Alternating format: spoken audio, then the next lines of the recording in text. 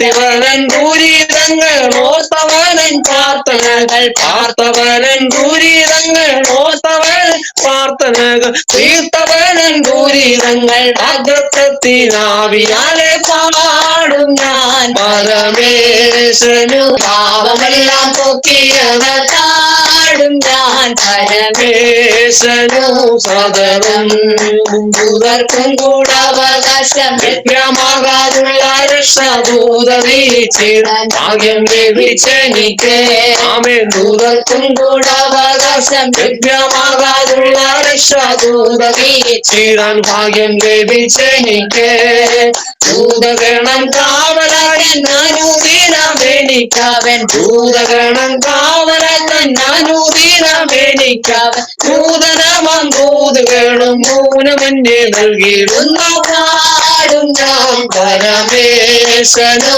സദനം എന്റെ പാവമെല്ലാം പാടും ഞാൻ പരമേശനു സദനം ഓ കഷ്ടതയോ പട്ടിണിയോ ഭദ്രവമോ നഗ്നതയോ കഷ്ടമേശുവെ പോലായിരുന്നെ ആമേ കഷ്ടതയോ പട്ടിണിയോ ഭദ്രവമോ നഗ്നതയോ കഷ്ടമേശുവെ പോലാക്കിടുന്നെ ഒട്ടനേകം സിദ്ധന്മാരോടൊത്തു ചേർന്ന് നിന്നു സ്തുതി ഒട്ടനേകം സിദ്ധന്മാരോടൊത്തു ചേർന്ന് നിന്ന് സ്തുതി ചാത്തിടുവാൻ അവൻ എന്നെ യോഗ്യനാക്കി തീർന്നു പാടും ഞാൻ പരമേശനു സകലം എന്റെ പാപമെല്ലാം പൊക്കിയവർ പാടും ഞാൻ പരമേശനു സകലം ആമേൻ കാത്തിരിക്കുന്നവനെ ഞാൻ കണ്ടിടുവാൻ എന്റെ കണ്ണുകൾ കോപിച്ചിടും അധിക പുതുകമോടെ കാത്തിരിക്കുന്നവനെ ഞാൻ കണ്ടിടുവാൻ എന്റെ കണ്ണുകൾ കോപിച്ചിടും അധികം. ായി കർത്താവിനെ സ്തുതിക്കുന്നു, സ്തോത്രം ചെയ്യുന്നു. ആമേൻ. ഈ പ്രഭാതത്തിൽ എല്ലാ വിശുദ്ധന്മാർക്കും കർത്താവിന്റെ നാമത്തിൽ സ്നേഹവും ക്രിസ്തീയ വന്ദനവും അറിയിക്കുന്നു. കർത്താവ് നിങ്ങളെല്ലാവരെയും അനുഗ്രഹിക്കുമാറാകട്ടെ. അല്പനിമിഷം ധ്യാനിപ്പാൻ സെബന്യ പ്രവാചകന്റെ പുസ്തകം 3-ാം അധ്യായം അതിൻ്റെ 19-ാമത്തെ വാക്യം. 3-ാമത്തെ അധ്യായം അതിൻ്റെ 10 വാക്യം. എല്ലാവരോടും ഞാൻ ആ കാലത്ത് ഇടപെടും. Price the Lord. ഇന്ന് പകൽക്കാലം വളരെ അനുഗ്രഹിക്കപ്പെട്ട ഒരു ദൂതാണ്. ആമേൻ, സ്തോത്രം. ദൈവത്തിൻ്റെ വലിയ മഹത്വം നിറഞ്ഞു നിൽക്കുന്ന ആമേൻ ഒരു പുസ്തകമാണ് സെബന്യ പ്രവാചകന്റെ പുസ്തകം. ഒരു പ്രവചന പുസ്തകമാണ്. 3 അധ്യായമേ ഉള്ളൂ. ഇതിനകത്ത് അടങ്ങിയിരിക്കുന്ന ആമേൻ ഒത്തിരി ആഴമേറിയ ദൂതുകളും സത്യങ്ങളും ഇതിനകത്ത് അടങ്ങിയിട്ടുണ്ട്. സ്തോത്രം. ഏകദേശം ആമേൻ, പ്രൈസ് ദി ലോർഡ്, 3 അധ്യായങ്ങളിലായിട്ട് ആമേൻ നൽകപ്പെട്ടിരിക്കുന്ന വാക്യങ്ങൾ തന്നെ 53 വാക്യങ്ങളാണ് 3 അധ്യായങ്ങളിൽ അടങ്ങിയിരിക്കുന്നത്. അപ്പോൾ ഇതിനകത്ത് വാഴ്ത്തത്വങ്ങളുണ്ട്, വാഗ്ദാനങ്ങളുണ്ട്, ചോദ്യങ്ങളുണ്ട്, പ്രവചനങ്ങളുണ്ട്, ആമേൻ ആലോചനകളുണ്ട്, ദൂതുകളുണ്ട്. ദൈവം ഡയറക്റ്റായി ഇറങ്ങി പറഞ്ഞ ദൂതുകളുണ്ട്. ആമേൻ ദൂതനിൽ കൂടെ സംസാരിച്ച ദൂതുകളുണ്ട്. അങ്ങനെയെങ്കിൽ നിരവധി ഈ 56 വാക്യത്തിനകത്ത് ഒത്തിരി ആമേൻ ദൂതുകൾ ഇതിനകത്ത് അടങ്ങിയിട്ടുണ്ട്. Price the Lord. അങ്ങനെയെങ്കിൽ ഇന്ന് പകലിൽ ഈ വചനം ചിന്തിക്കുമ്പോൾ തന്നെ നമുക്ക് അറിയാൻ കഴിയുന്ന ഒരു കാര്യം ഇതാണ്.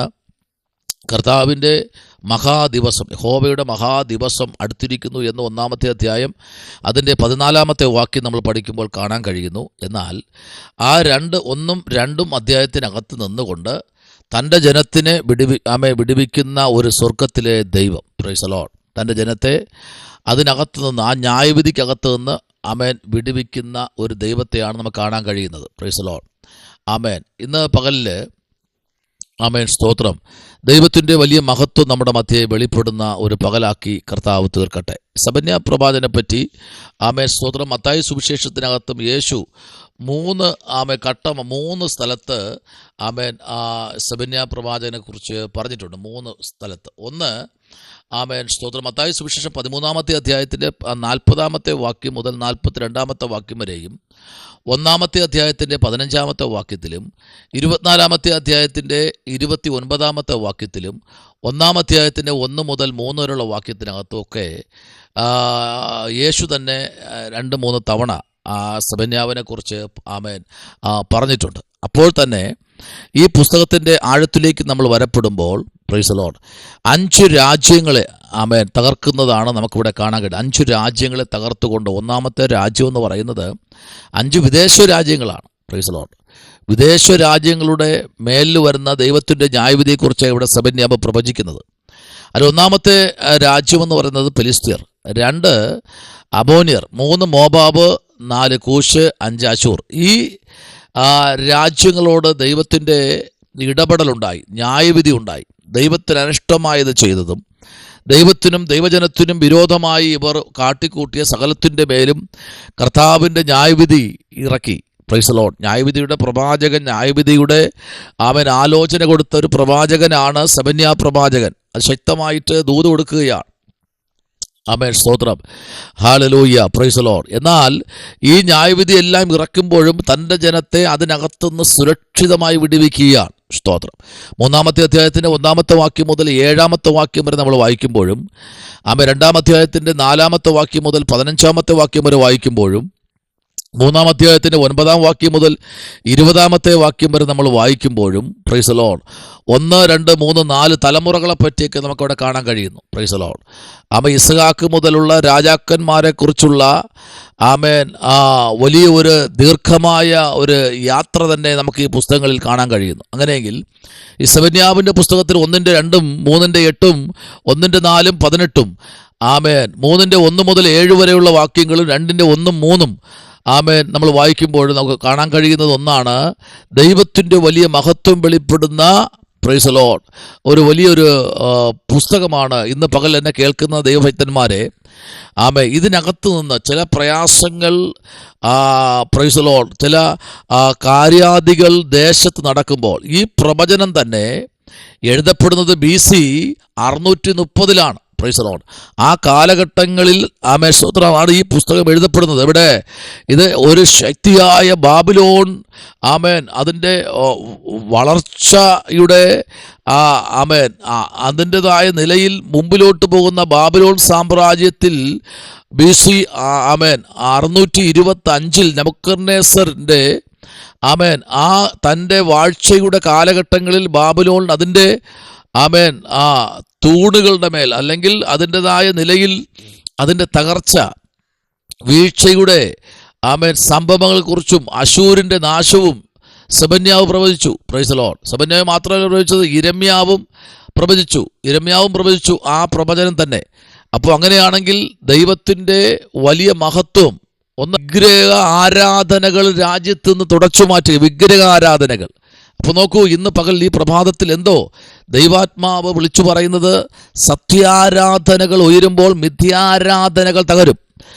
സത്യാരാധനകൾ അത് കൂമ്പുകുത്തി നിലത്തേക്ക് വീഴുമ്പോൾ, മിഥ്യാരാധനകൾ തകർന്നുകൊണ്ടിരിക്കുമ്പോൾ, സത്യാരാധനകൾക്ക് അതിൻ്റെതായ നിലയിൽ മുൻപിലോട്ട് കുതിച്ചുയരുമ്പോൾ മിഥ്യാരാധനകൾ തകർന്നു മാറും. ദൈവകുഞ്ഞെ, മിഥ്യാരാധനകളെ പൊളിക്കാൻ സത്യാരാധനകൾ അതിൻ്റെതായ നിറവിൽ ആരാധന ബലപ്പെടുമ്പോൾ അടിസ്ഥാനങ്ങൾ ഇളകി മറിയുന്നതായി കാണാൻ കഴിയുന്നു. അങ്ങനെയെങ്കിൽ ഇന്ന് പകലിൽ ഈ ശനിയാഴ്ച പകലിൽ പറയും, നിന്നെ ക്ലേശിപ്പിക്കുന്ന എല്ലാവരോടും, ഒരാളിനോടല്ല, എല്ലാവരോടും ഞാൻ ആ കാലത്ത് ഇടപെടും.